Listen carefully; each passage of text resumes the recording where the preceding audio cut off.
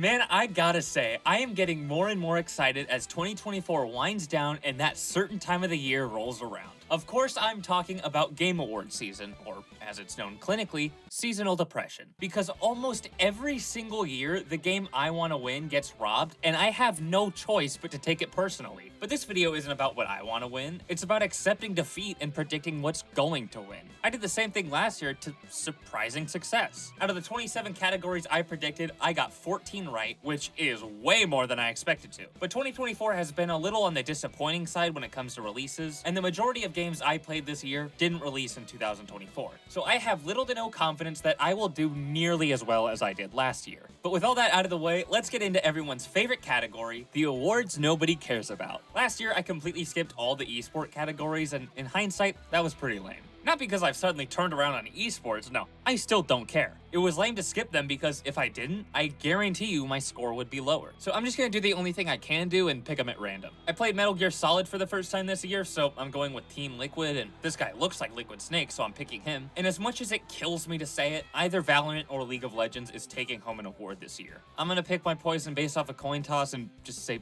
League of Legends. Content Creator of the Year I don't care about because the Game Awards are rigged. I cannot believe I got snubbed again, but Queso is a very funny guy and the only one here I recognize, so I'm just gonna go with him. Best Mobile Game is a joke when you consider one of these games is nominated for the Game of the Year, so obviously it's going to Balatro. Best Sport/Racing, just give it to the OTC Roman Reigns and acknowledge him. And I'm gonna say Fortnite will win the awards for Best Community Support and Best Ongoing Game. The only games I can really see putting up a fight in either category are Baldur's Gate 3, which, I'll be honest, I have no clue what happened with it that could really warrant best community support, and Helldivers 2, which did have a monumentally successful start to the point that you couldn't even play it, but then a bunch of people got mad over nothing and sort of tainted that early victory. Plus, Fortnite had the funny fishbowl man, so that's that. Now let's move on to the smaller but still substantial awards. The ones that Jeff Keighley or Sydney Goodman announced during the pre-show or in between trailers and DoorDash advertisements. And what better way to transition out of awards I don't care about than Best Adaption, an award I do care about, except for this year in particular. And the reason why is the nominees. We have a Knuckles show that barely ever has Knuckles, a Yakuza show that I'd say released, but I'm not even 100% confident of that. A Tomb Raider show whose marketing budget was kept in a piggy bank, a very bad but very enjoyable Fallout show, and a show that already won this award before. Look, I could see Tomb Raider winning, but from what I've heard, it's not really a fan favorite because they lean into the new trilogy more than the old games. To me, it really seems like it's between Fallout and Arcane, and while I did have a really fun time watching Fallout, it certainly has some writing issues. I've watched a bit of Arcane and I do not understand what everyone sees in it, but listen, if the Game Awards are so out of their gourd to give this award to Arcane in 2022 over Edge Runners and the Cuphead show, clearly there's no hope for them, so Arcane's taking it home. I haven't played any of the nominees for Best Sim/Strategy Game, but the only one I recognize I've heard a lot of good things about, and that's Frostpunk 2. I'm not sure how it compares to the first one, but I've heard people really like this one, and it really dives into the gray area of your choices and gets rid of the black and white. Each decision you make may have a really positive impact, but a just as staggering negative impact, which I think is a really interesting approach to designing a video game and something that even the most open-ended games of all time lack. So sort of by default, but also due to its interesting mechanics, I'll say Frostpunk 2. Best VR/AR is a pretty stacked category, the main two standouts to me being Batman Arkham Shadow and Metro Awakening, but I'd have to say that the former is taking it. The Camouflage team managed to put Arkham Combat in a VR game, something that Rocksteady, the primary Arkham developer, couldn't even do. That and its interesting and bold story lead me to believe that Arkham Shadow is winning this award. Best Family Game would be tough to call due to how unimpactful every game nominated is, but Astrobot, one of the best games I've ever played, is nominated for not only this category, but Game of the Year as well, so come on. Games for impact will probably either go to Tales of Kenzera or Hellblade 2, and I would like to see Kenzera win, but something tells me Hellblade 2 will win despite its almost complete lack of gameplay. Last year, Forza won the award for innovation and accessibility, and it was absolutely the right choice, blowing away the competition by having settings that let blind people play the game, which is super rad. But this year, there's not really a standout like there was with Forza. I don't really know what any of these games did to be considered innovative in accessibility, but I know that Dragon Age the Veilguard has a very extensive and inclusive character creator, so I'll go with that. Best audio design is pretty stacked with its nominees too, the exception being Call of Duty Black Ops 6. Listen, COD, you got pretty good gunfire sound effects, but that is literally it. You peaked in 2010 with the M1911 reload sound effect, now let's move on. The other 4 games I could see winning, but I'm gonna say Silent Hill 2 will win since it's a horror game, and it's bound to be full of squishes and squelches. That is the same logic that led me astray last year when I predicted Dead Space would take it, but I am genuinely just guessing at this point. Best multiplayer, though, does have a lot of good contenders, being Tekken 8, Space Marine 2, Mario Party Jamboree, Helldivers 2, and Black Ops 6, which, I will be fair, does have a pretty solid and accessible multiplayer. But with how bright Helldivers lit the world on fire and how successful and supportive the community was in the beginning, I have to think it'll take the win. Mainly because we didn't really see that type of widespread excitement and cooperation across the entire gaming community with the other nominees to my knowledge. And lastly, for this section of the video, we have most anticipated game, and boy is it stacked. We got Monster Hunter Wilds.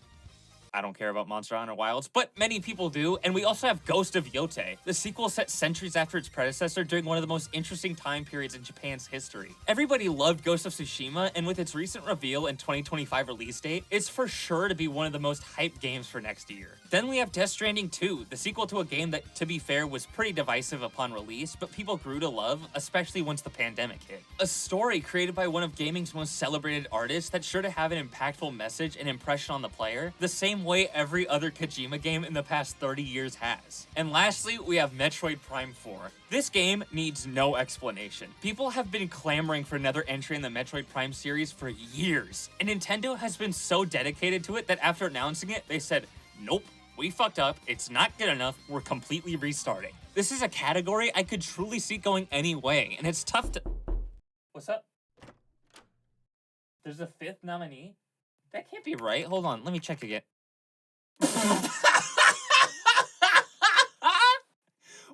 What do you want me to say, man? GTA 6 is running away with it. Those games never even stood a chance. Okay, now we're in some of the bigger awards. Not the ones I consider to be part of the big 5, but the ones that will most likely get their moment on stage and get a speech from the winner. Let's start with the indies. There are some great nominees in both categories. I played a lot of Pacific Drive, and I never finished it because, frankly, it's designed to irritate you, and I hit my breaking point before credits rolled. But it is based on a really good idea, and it's very clear a lot of talent and attention to detail went into it. Neva is beautiful. I've heard lots of great things about Lorelei and the laser eyes. And UFO 50 is one of the most creative ideas for a game I've ever seen, and I'm so upset it's not on PlayStation. But let's be real, the winner of these categories is going to be one of the ones made by a single person, Animal Well or Balatro. Honestly, it is very impressive that these games were made by one person, but I feel like people hype that up too much. If there's a very good game made by a team of people and a pretty good game made by one person, yeah, one is more impressive, but that doesn't change the quality of the games themselves. Anyways, back to what I was saying, I haven't actually played either of these games. I did play a little bit of Animal Well, and I didn't really like it. And that's not to say it's bad, not at all. I just haven't played many Metroidvanias, and Animal Well isn't the most beginner-friendly in that regard.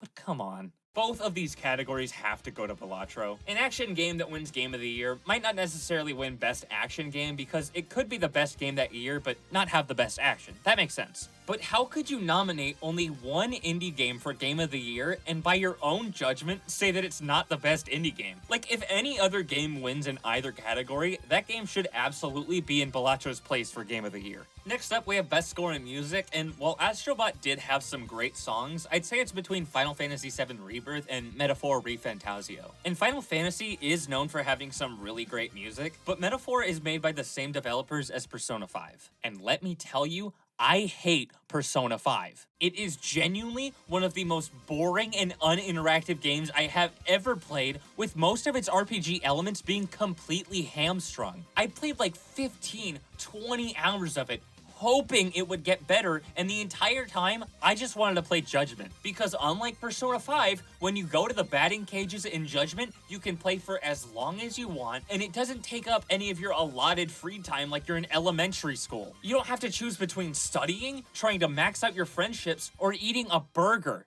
I hate Persona 5. But even I can say that Persona and Atlus are some of the best in the industry when it comes to music. Holy shit, it's so good. And while I haven't played Metaphor, if its music is anywhere close to Persona 5 in terms of quality, it is a shoo-in for this award. Next is Best Fighting Game, and I have to say, I feel pretty confident that Multiverses is lucky to even be here. But I have heard Grand Blue is pretty good, and I've heard nothing but positive things about Sparking Zero and Marvel vs. Capcom. MVC would probably be my personal pick to win, but I feel like it's for sure gonna be Tekken 8. For Best RPG, I could see Shadow of the Erdtree winning because it has the FromSoft label, but I could see it going to FF7 Rebirth Rebirth or Metaphor. And while I do have a gut feeling that Metaphor is gonna win, I'm gonna go with the tried and true method of picking whatever FromSoft game is nominated. For Best Action Game, I could see Helldivers or more likely Warhammer winning with their intense crowd control gameplay and giant boss fights, but I feel like they'd pick a more up-close and fast-paced game, that being either Black Myth Wukong or Stellar Blade. I did play a good amount of Black Myth, but I'm gonna have to go with Stellar Blade because it seems much more button-mashy and fast-paced, while Wukong is more like the Souls games in how it rewards patience. And lastly for this section is Best Action Adventure, and to me, it seems like a lock between Astro and Prince of Persia, mainly because Silent Hill 2 is more of a horror game.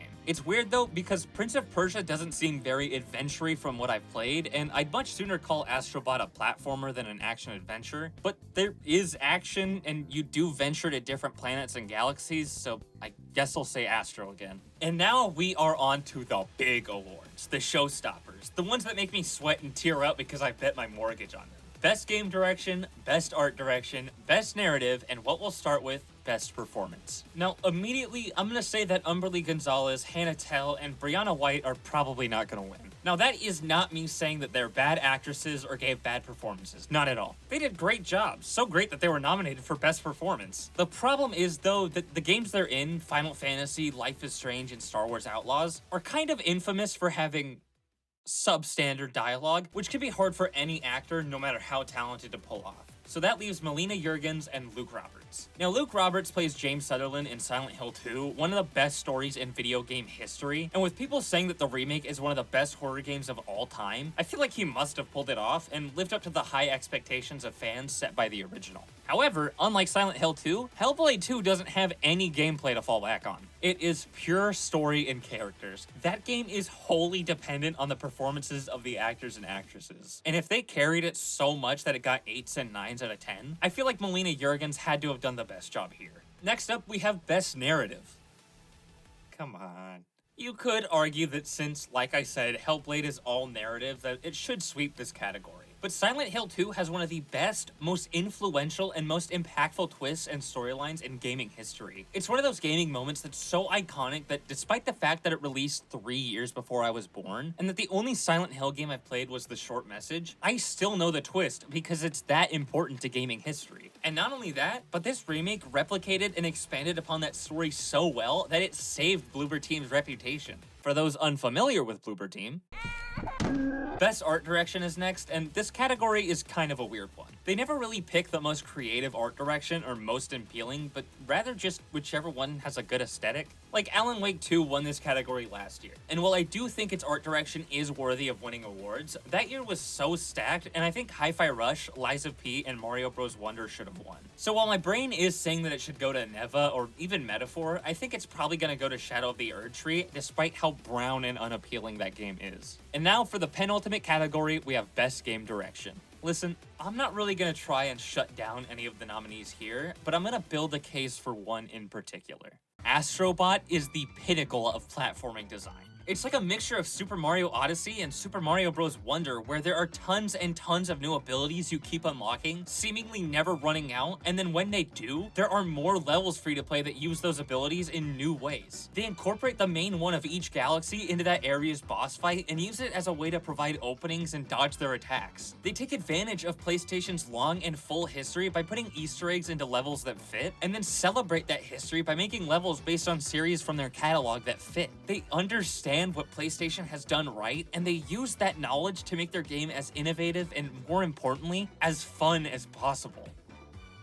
Elden Ring is winning. It pisses me off to say it, but I think they're gonna give Elden Ring Best Game Direction, mainly because they've done it before. I don't think I've ever weighed in on the whole difficulty controversy of Shadow of the Erdtree on this channel, but here are my thoughts on an outsider who hasn't finished a Souls game. From Software isn't perfect. So many people said the DLC wasn't too hard and that everyone just needed to get good, and From Software is untouchable. But let's not forget their catalog. 90% of Dark Souls 2 is dogshit. That game is blatantly unfair. From Software has a history of going too far, and they did it again this time. They even admitted it themselves when they patched the game to make it easier. But the Game Awards has a bias towards From Software, and I think that'll undeservedly give Erdtree the win for Best Game Direction. You want to know how I know they have a bias towards From Software? Because they nominated DLC for Game of the Year! It shouldn't count. It's favoritism. And if it wasn't favoritism, then Cyberpunk Phantom Liberty would have been nominated last year. It's not a full game, it's an expansion. It reminds me of Marvel's Spider-Man Miles Morales, where it's a fraction of the length of the game it's based on and plays similarly enough that it could be DLC. But honestly, I would have been fine if Miles Morales was nominated in 2020 because I don't need to own the original game to play it like I do Shadow of the Erdtree. You literally can't buy it on its own. If Shadow of the Erdtree wins, so help me. I'll probably just be in a bad mood for a couple of days. Moving on though, let's get into what game I actually think will win this award. I was hoping it would be Metal Gear Solid Delta, Konami, but it wasn't nominated because it's not out yet. Thanks for nothing. The other games that actually were nominated, though, are Astrobot, Balatro, Black Myth Wukong, Final Fantasy VII Rebirth, and Metaphor ReFantazio, which I think might be the next one out. Turn-based RPGs aren't everyone's thing. They require a lot of patience, and it's just not a genre everyone will give a chance. That, combined with its later release date, didn't really drum up enough hype in the general gaming audience for me to personally see it as a big enough deal to win Game of the Year. And from what I've seen of Balatro, it does look fun enough to warrant a nomination for Game of the Year, but I'm not so certain of victory, especially compared to the other nominees in this category. That does make me think, though, that it is more likely to win than I think because of how much of an upset it would be. This is probably just my PTSD from the heist of the century in 2021 by It Takes Two, but I think Balatro is the third most likely to win, right ahead of Black Myth Wukong. I can acknowledge for sure that Wukong is absolutely a good game, but Souls-likes and roguelikes are a dime a dozen nowadays. It feels like every other announcement at Summer Games Fest or Nintendo Directs are Souls-likes, roguelikes, or cozy farming games. And from what I've played of Wukong, it doesn't do enough to make it seem particularly special. Which leaves me with the last two games nominated, Astrobot and Final Fantasy VII Rebirth. These two games are so different and so hard to compare that they're pretty much locked in my head. Astrobot is my personal game of the year, but that may only be true because I haven't played Rebirth. From what I know, Final Fantasy VII Rebirth is a masterpiece in immersion, building off gameplay features from the first game that combines intense action with turn-based strategy. It's such a big and consistently good game that people seem to adore, with minigames and side missions that rival the main story in terms of quality. But at the same time, I do not hand out high scores on my channel if they're not earned. So far, out of the 43 games I've reviewed, I've only given 2 10 out of 10 scores, and one of them went to Astrobot. This game truly is a masterpiece with some of the most creative and consistently mind-blowing levels and mechanics I have ever seen, solidifying it as a top 3 platformer of all time for me. I respect Rebirth a lot, and I am looking forward to playing it one of these days, but based on what I know, I'm gonna say Astrobot is taking home Game of the Year. But that is not the main prediction here, folks. Last year, I made one final prediction and said that Grand Theft Auto 6 would be announced at the Game Awards. I was wrong, but I'm even more confident with this one. At the time of writing this, Metal Gear Solid 3 Delta is still slated for 2024, so I believe that at the Game Awards, Konami will show us a new trailer for the game that ends with a release date of December 12th, directly after the Game Awards wrap up. That may sound delusional, but trust me, I have been 100% confident about this prediction ever since I stopped taking my medication.